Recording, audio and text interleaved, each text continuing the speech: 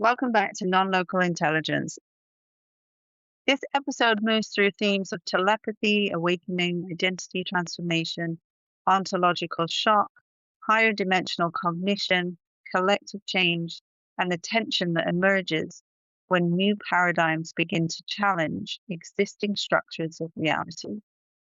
We also explore the idea that transformation does not happen in isolation, but through energetic resonance, relational influence, and what might be described as a kind of collective pollination of thought and awareness. Towards the second half of the episode, the transmissions shift towards discussions surrounding future societal change and the psychological preparation required during periods of rapid collective evolution. Thanks for listening, everyone, and I hope you enjoy this episode. So, a few things on my mind. I feel like, and you may have noticed that there's more space between the episodes, the podcast episodes, and that's because I've been feeling that it's shifting. Things are shifting slightly. I'm finding my purpose a little bit more here, and a way to direct what I'm channeling into something very functional that people can pick up and work with. And that's always been my goal, but I've struggled to access that. And I think it's really just to do with timing and where other people are. I tend to forget to do introductions because I just jump in like everybody knows who I am and what I'm doing and why I'm here. But I appreciate that some people jump in further down the line and maybe want a little bit of a background on what's happening here. Now, what I do is I channel extraterrestrial intelligence. My theme is non local intelligence. So it's the idea that essentially I believe we have the ability to channel information that is synthesized at a much higher level. For me, I call that extraterrestrial intelligence. For me, they're like an archetype. So they embody futuristic thinking, very high levels of intelligence, this kind of advance, something that is human but advanced, right? Advanced technology. If you look at the themes surrounding extraterrestrials, that's what you will find. You will find those kind of themes. I've kind of been on this initiation road for about 8 years. I want to say it started when I had my first child, and when I was pregnant with him, the telepathic communication became apparent. Now, I already had telepathic communication with my mum.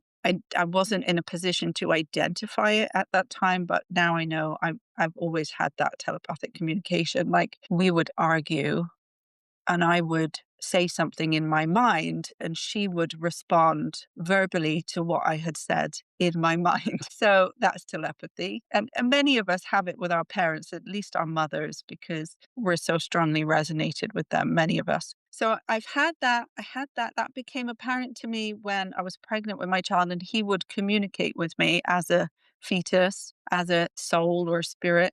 So I appreciate that many of us now, although I'm doing this podcast as non-local intelligence, I'm focused on the idea of intelligence, of gathering information that is synthesized at a much higher frequency, essentially, and bringing it through for the collective, and also engaging with the idea that other people can do that. But as well, on a human level, I want to just share that I've been through major transformations to become the person I am today. And I've experienced darkness many times. I've experienced persecution. I've experienced rejection, fear of expressing myself, all of those things. I've been through that. And every time I went through another thing, more abilities came through. Now I'm communicating with spirits. Now I'm psychic. Now it's past lives. And I have to say, along that path, I kind of like doing those things, but I didn't really resonate with them on a deep level. Now I've got to the channeling and the extraterrestrial intelligence. This is my thing. I know that this is my thing. This is what I'm meant to do. And all the other stuff was development to get me to that space. I take inspiration from Bashar, and part of that is to do with my unique expression and my place as an educator. Archetypally, I carry the archetype of teacher and healer as well, but healing through teaching. And with all the other domains, energy work, psychic work, parallel lives, past lives, with all of those developments, I didn't feel the teacher within me emerge through those. And so I couldn't quite grasp how I was going to use them. And also, I didn't ask. On some level, obviously, I asked for these abilities and I asked to be this person who I am right now. But whilst I'm experiencing the emergence of these abilities, I'm just trying my best to put them to good use somehow. And all of the ways that I tried weren't fully aligned with who I am because I didn't know why I had these abilities. It wasn't my plan. It wasn't something that I, as a human, planned to do.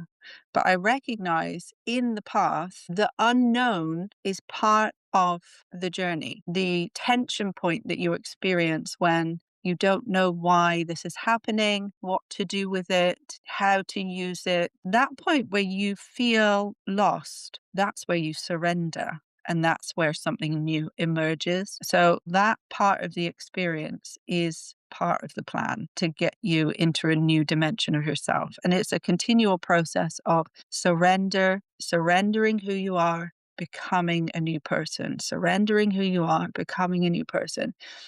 And I've been doing that. And now I understand it. Finally, I understand that's what I've been doing. And I found my thing. But I think for people who may engage with the podcast, I'm noticing I'm attracting the right kind of people and the people that Dimitri wanted to attract. And now I understand why I utilize this very strange, complex language is because in order to engage with it, you have to be of a certain level of intellectual capacity. Personally, I'm not at that level, but my guides are utilizing me to attract that kind of high IQ person, right? Somebody who has not just the capacity, but the interest in solving problems at that very high mental level. So I didn't know that when I put the podcast out. I just did what felt like the right thing for me to do and what was aligned with my personality and the abilities that I had. But now I'm beginning to understand that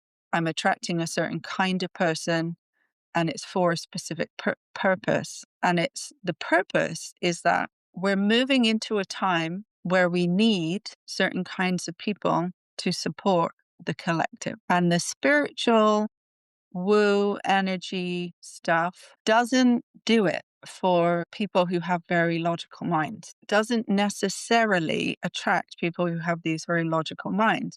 But these people are people who have the capacity to create new technological advancements, new ways of thinking.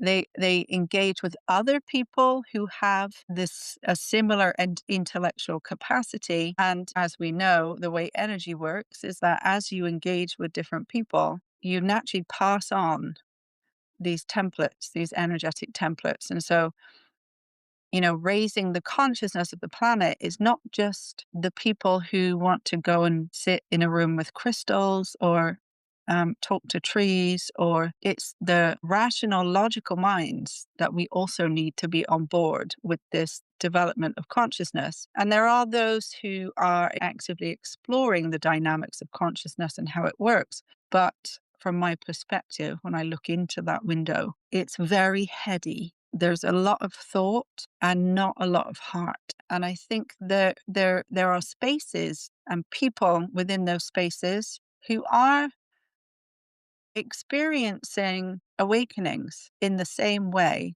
but perhaps they've been used to being in environments where people are very logical, rational, and they're not really interested in kind of fairy tales and stories about gods and goddesses and spirits and trees talking to them and entities and all that kind of stuff, which encourages a little bit more flexibility in terms of how you see your experience of the world. And so essentially, I see it a bit like planting seeds. I attract certain people. It's kind of like pollinating, isn't it? Being a bee, you're the bee that's pollinating, and you go from flower to flower and you're cross pollinating the energy, the energetic templates that encourage new growth. And so we're spreading, we're pollinating as we adopt these energetic patterns, and then we communicate with people, and it doesn't have to be outright like, hey, here's my idea and this is what I think. Here you go, smack in the face. It doesn't have to be like that. It doesn't have to be like you have to think what I think. You can just show up as you and be in a space with people, and they will get a little bit of what you've got. Or, as one of my listeners found out recently, just engaging with the transmissions from Dimitri, you start to create a connection there. You start to energetically create a connection, and there's never been any contact. Space is an illusion in the same way that time is. And so the pollination occurs outside of the bounds of time and space.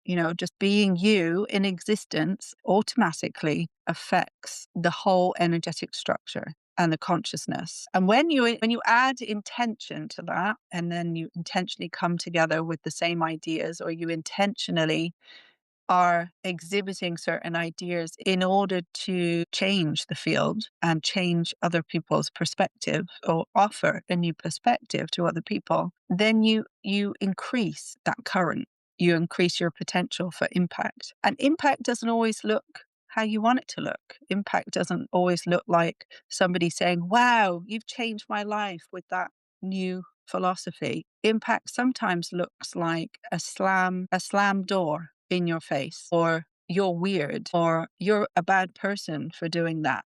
Because from the tension point emerges creativity. Is the conflict between the authenticity and the boundaries that create a sense of safety and continuity. They're in between. When you come in with your new ideas, you disrupt that boundary and you create a tension. From that emerges creativity, because there has to be a resolve. Now, the resolve, it may look on the outside like complete rejection and I had no impact whatsoever. But the fact that somebody slammed a door in your face means that you had an impact. That seed has been planted, and it may not grow in the way that you want it to grow, but it has had an impact. So, again, this is about having a non-binary perspective, having a non-dual perspective. If it's good, if it's bad, if it feels good, if it feels bad, it is neither here nor there. It's still an impact, and it's directional. It's in the direction of a certain purpose. And that's what matters, because that does create change. So I think that was supposed to be an introduction, but it kind of turned into a lecture. This is what happens when there's so many ideas at once, and they just sort of flow out of your mouth. So what I do with that in mind, and it is relevant, what I do is I do that. That's why I'm here. I do that. I share my channels. I share my transmissions on the podcast. Now, what I have done when I channel, what seems to come through is this language, which is kind of constructed of Latin and Greek root words that, let me find, what's the word for? Okay, so I'm looking up what is, and one of my listeners used a word that, actually two of my listeners they've used different words to explain the constructed language, and I cannot remember what words they use, but this is interesting because I'm looking at what does it mean when you use constructed language. And there's three different deliberately invented language instead of ones that evolved naturally. I'm wondering whether the language belongs to one of these categories. Artlangs, artistic languages created for word building and fiction. Engelangs, engineered languages designed for logic or philosophical experiments. That's what it feels like comes out. That's what it feels like comes out when I channel.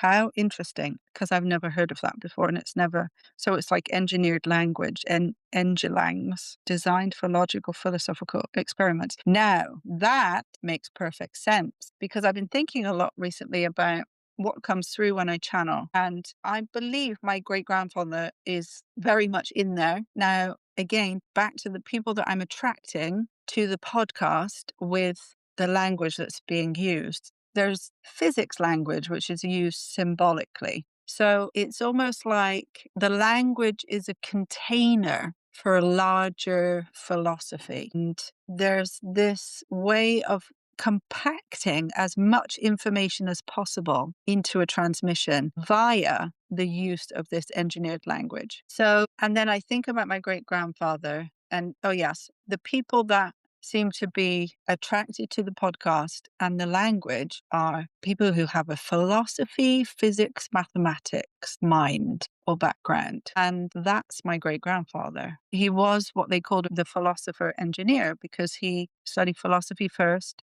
He didn't like that there was no real end to the questions in philosophy. He wanted a solution to the problems that he was exploring. And then he moved into engineering.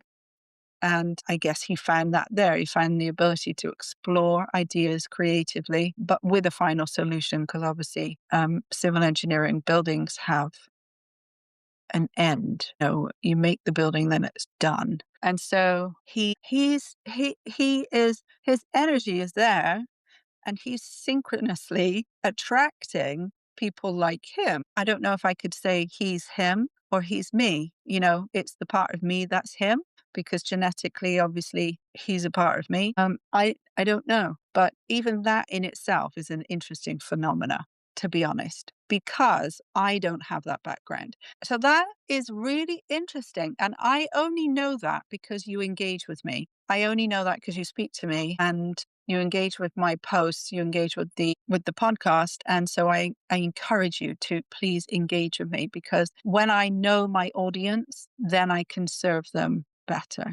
Otherwise, I'm just kind of hoping for the best. And I mean, there will be some alignment because Dimitri seems to know what is going on. He's like the big boss, you know? But engagement really solidifies that current of energy towards a specific purpose and goal that we're all moving towards together. I also want to support people who are on this path with guidance and with my own experiences because I've also been on this path of awakening, essentially, and expansion. And there are many challenges that I see people experience. There are themes that I see come up repeatedly. Themes of loneliness, themes of rejection, themes of fear of expressing newfound parts of the self, feeling like maybe there's nobody to kind of bounce ideas off of or tell our experiences to who really get it and really understand. You know, those are the kind of themes that immediately come up, feeling disconnected from the way the world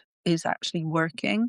And I think, you know, we in that space is the opportunity to mold a new world. That's what we're here for. That's what we're doing. And the reason why we become disconnected is because we're beginning to recognize the parts that aren't working and they no longer become part of our motivation. They don't motivate us. And so we can't keep putting energy into them when we're not getting anything back that is fruitful for us on a deep level, on a meaningful level. So I want to try and bring some more of the personal experience into it, but I want to maintain the integrity of the initial idea, which is really about sharing the transmissions and allowing a sort of higher level of intellect to come through that. One of the things that I really admire about Bashar is that he comes across as very intelligent and rational, logical. His delivery is very refined. And I think it expands the possibility for the way that channeling can be utilized potentially in the future. That's really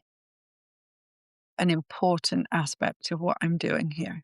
So Dimitri just said, we would like to discuss the ordinance of the rest of the year. So ordinance is like the organization or the direction. Okay, go ahead, Dimitri. There are specific points of ordinance that we wish to discuss. There are endemic possibilities abound within the current paradigm and structure of your existing relationships to one another and the wider network of possibility within the archetypal representations of your own identity. We will see that in October 2026, there will be an illumination event that will shake the foundation of the current population upon your earth and create what we might describe as a storm. This is not so much a physical entity, but a representation of the energetic dynamics as they occur. Although we cannot discuss the specific illumination as it will occur,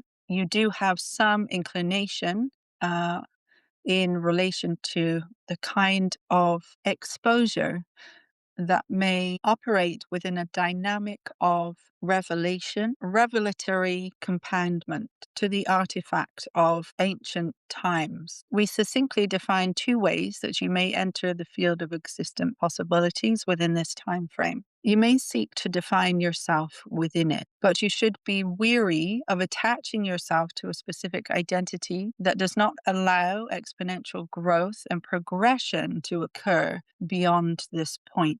You will find yourself within a dynamical entity of Fisher sense. Fissurescence.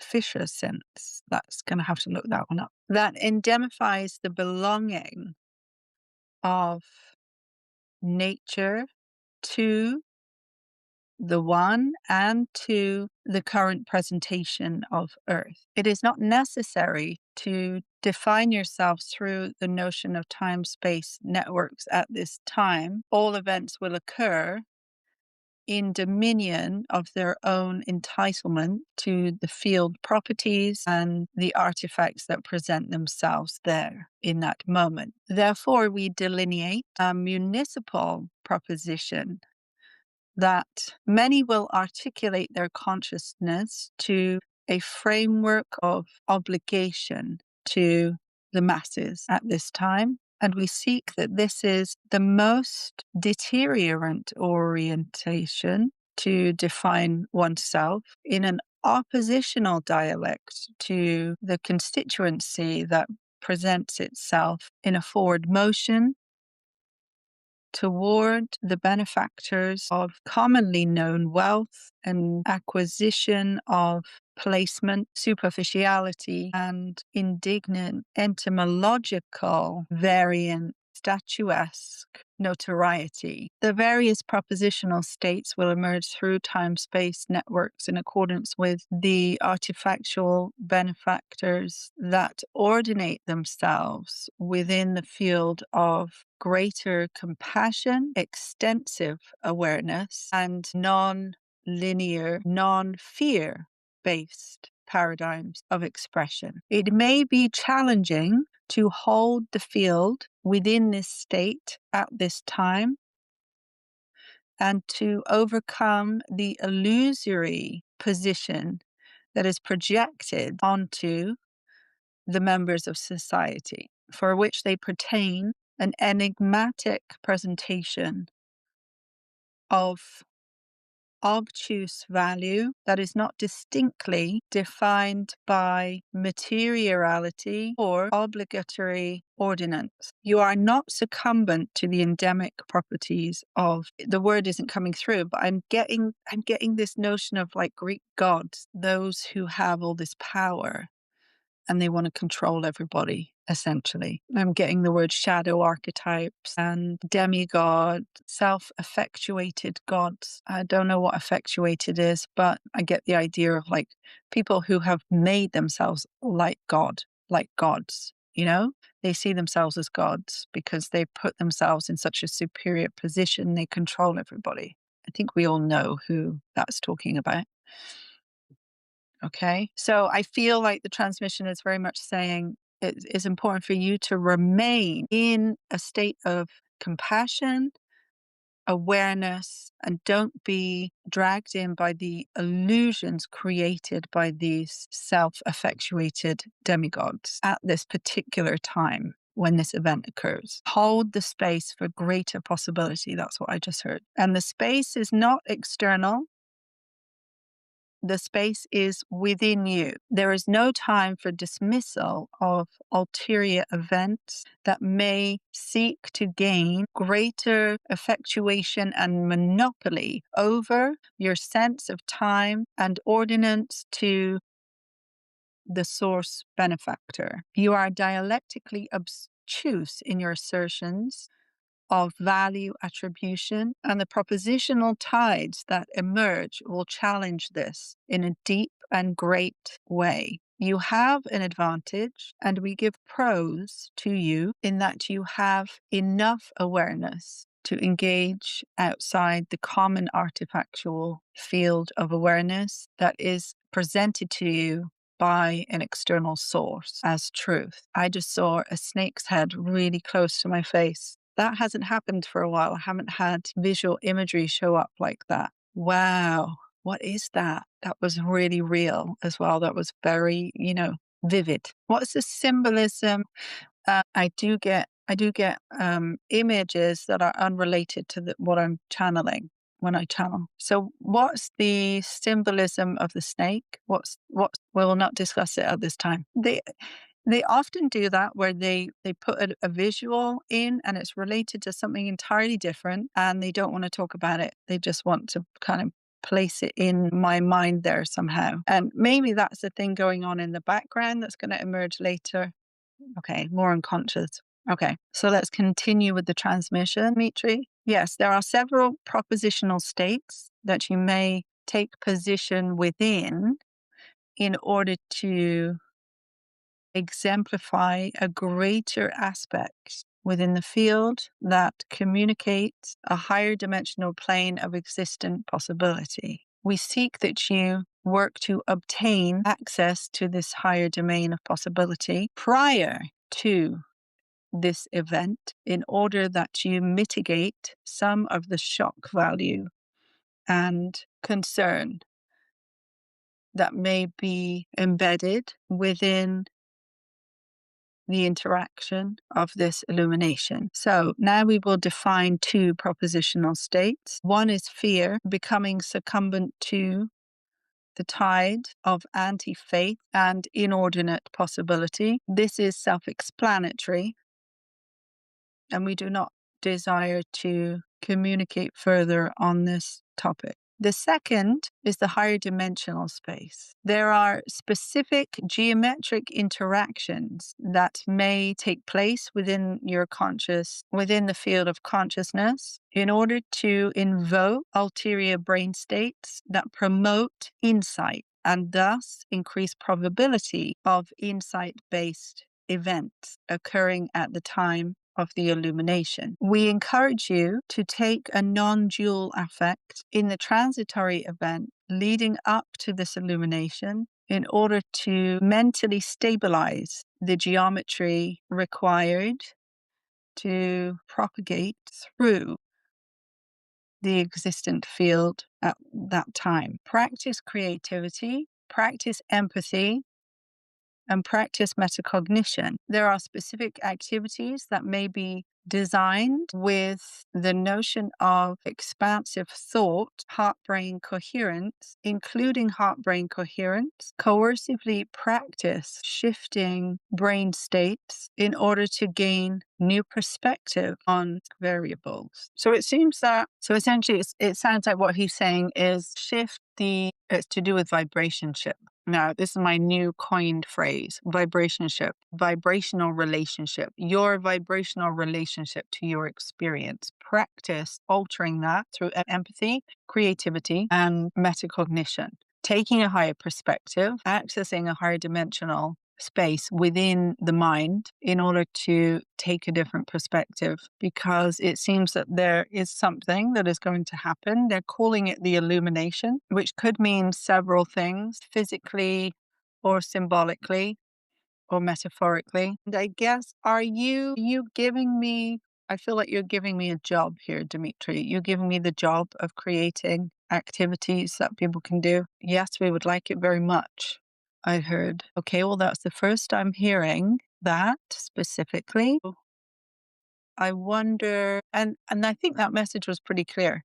That was like a prophetic one, which I don't get many of those. I have done a few prophetic ones. They're mostly to do with major events that are going to occur and a similar theme, how to overcome them. So this seems to be that there will be a lot of fear and you will be encouraged to follow a certain path that is an illusory path that is being projected by those who have a lot of power or wish to maintain the monopoly over the masses. And the answer is to remain neutral and take a perspective that is of a higher dimensional plane. Okay.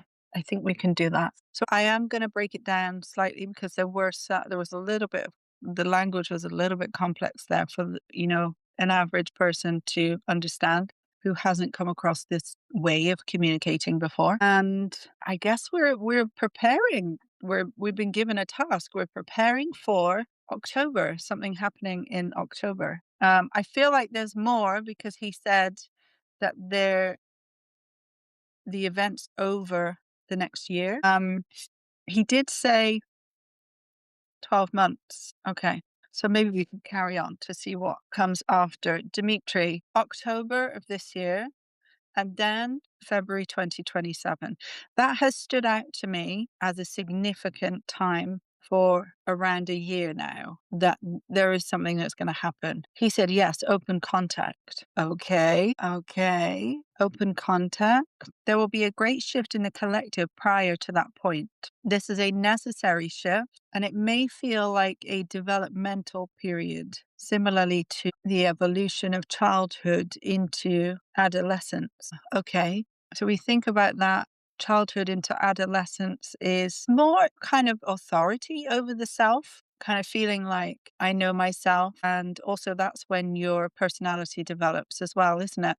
So that's really interesting to make that parallel because where the personality develops is this the collective personality of humanity coming into form in a more mature way. I mean, children obviously have a personality, but they say that in the way that they judge personality disorders, they can't diagnose them before they're 14 or something because they have to go through. So this, in a way, is like the hormonal shift, it's like puberty. Oh my God, we're going through puberty, collective puberty, and all the hormones and the emotions and the neural pruning that happens. It's just like puberty. Wow. Okay. That's an interesting parallel. Okay, Dimitri said not quite, but archetypally you could make some parallels there. Yeah, I understand. February, and that's going to be a point of drastic evolution. He said ontological shock. Yeah. And, I'm starting to, and I did make an episode a couple of weeks ago that was about my experiences, my direct experiences. And part of that is this ontological shock that you're kind of avoiding, like it's when it feels like narrative, you're like, oh yeah, we can go along, we can look at UFOs, and there's space between your current existence and this potential existence where extraterrestrials are a real thing. There's a space between it that feels comfortable and it allows you to have some cognitive dissonance, But open contact is blowing that out of the water. And I think I don't feel fearful about extraterrestrials. I feel fearful about how humans will respond. Because if I'm doing this and I feel unnerved by it, then people who haven't got a clue are going to have a serious shock. And people have different levels of awareness, emotional intelligence, cognitive intelligence. They will respond in very, very different ways. But I guess the overall perspective is that it's all the right way. It's all happening exactly as it's supposed to. So what else? What do you have around that? We do not wish to define it to such a degree at this time because it is not useful to you to know the details of this interaction as they will occur. But you should understand the themes that you are discussing. All efforts are put forth to mitigate the ontological shock. However, it is unavoidable. It is on some dimension unavoidable and part of the progression of humanity. We see that you are not going to like many of the attributions of thought that come about after the event, since they will challenge your current ways of existing. I just heard growing pains. They said growing pains. Yeah. And again, I'm getting this idea of puberty, like you're old enough now to take care of yourself, but also that means you have to be more responsible. You can't just be like a child where everybody else picks up after you and you carry on behaving irresponsibly. With maturity comes responsibility, is that kind of idea that's coming through. Okay, well, I don't know whether we'll pick up on this again at another date, but that was definitely enlightening and definitely different to the usual themes that come out. There seems to be a couple of distinct, I mean, it's getting closer, isn't it? 2027 felt like far away, and now it's not really. It's not. And what I want to say as a final thought around this is the point where we, as people who have engaged with this phenomenon, are able to step into action and step into our purpose. If you feel like you've been going through an awakening and it's confusing, you don't know why, it's because your experiences and the skills that you learn through that awakening are going to be required to support other people who then go through the same experiences. I mean, awakening happens in waves. Different people experience different things at different times, and you are able to support somebody else who's going through something for the first time that you've already been through. So really start to think about who you are and what direction does that lead you in. And if you're worried about being accepted in the skin that you're in right now, and whether people will question your motives and whether you're sane or whether what you believe in is real or whether you're credible, then there's going to come a point very soon where that will be blown out of the water, because things are going to be so wild and unstable. There will come a time where everything we thought we knew is going to be up for review. And whatever thing that you're doing that somebody else isn't okay with or doesn't understand, it's going to be minuscule in comparison, minuscule. So I just leave you with that perspective.